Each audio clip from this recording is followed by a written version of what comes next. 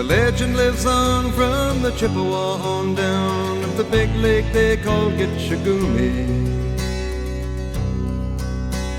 The lake, it is said, never gives up her dead when the skies of November turn gloomy.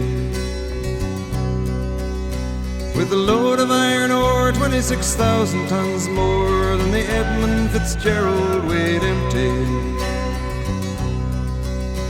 That good ship and true was a bone to be chewed when the gales of November came early. The ship was the pride of the American side, coming back from some mill in Wisconsin. As the big freighters go, it was bigger than most, with a crew and good captain well seasoned, concluding some terms with a couple of steel firms when they left fully loaded for Cleveland. Then later that night when the ship's bell rang, could it be the north wind they'd been feeling?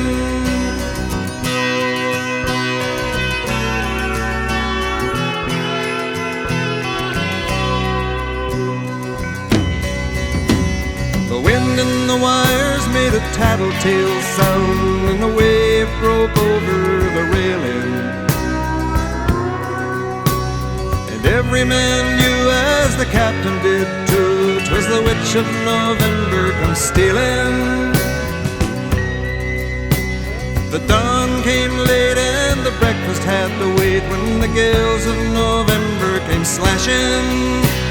When afternoon came, it was freezing rain in the face of a hurricane west wind.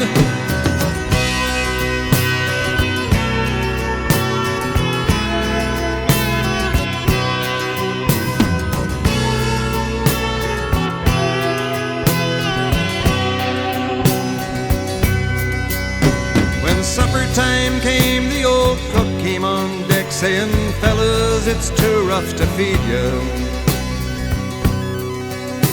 At 7 p.m. a main hatchway caved in. He said, "Fellas, it's been good to know ya." The captain wired in, he had water coming in, and the good ship and crew was in peril. And later that night when his lights went out of sight, came the wreck of the Edmund Fitzgerald.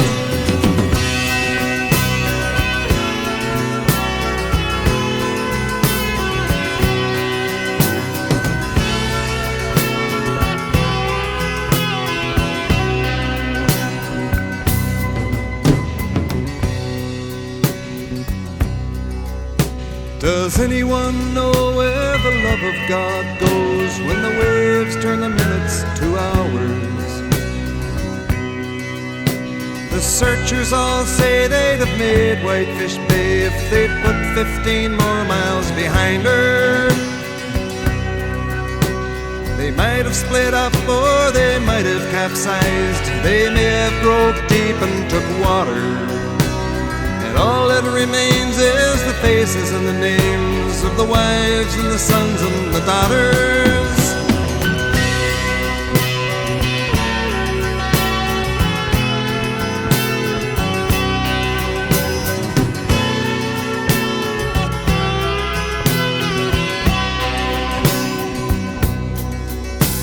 Lake Huron rolls, Superior sings in the rooms of her ice water mansion.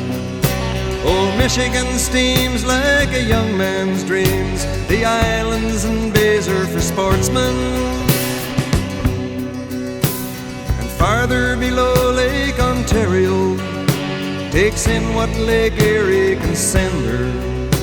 And the iron boats go, as the mariners all know, with the gales of November remembered.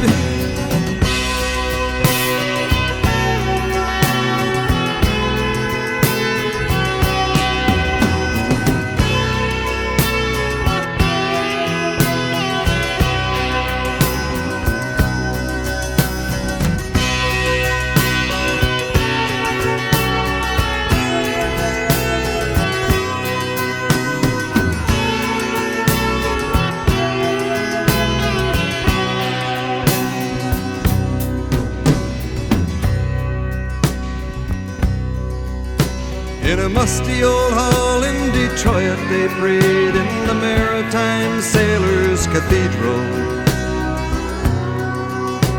The church bell chimed till it rang 29 times for each man on the Edmund Fitzgerald. The legend lives on from the Chippewa on down of the big lake they call Gitchagumi. Superior, they said, never gives up her dead when the gales of November come early.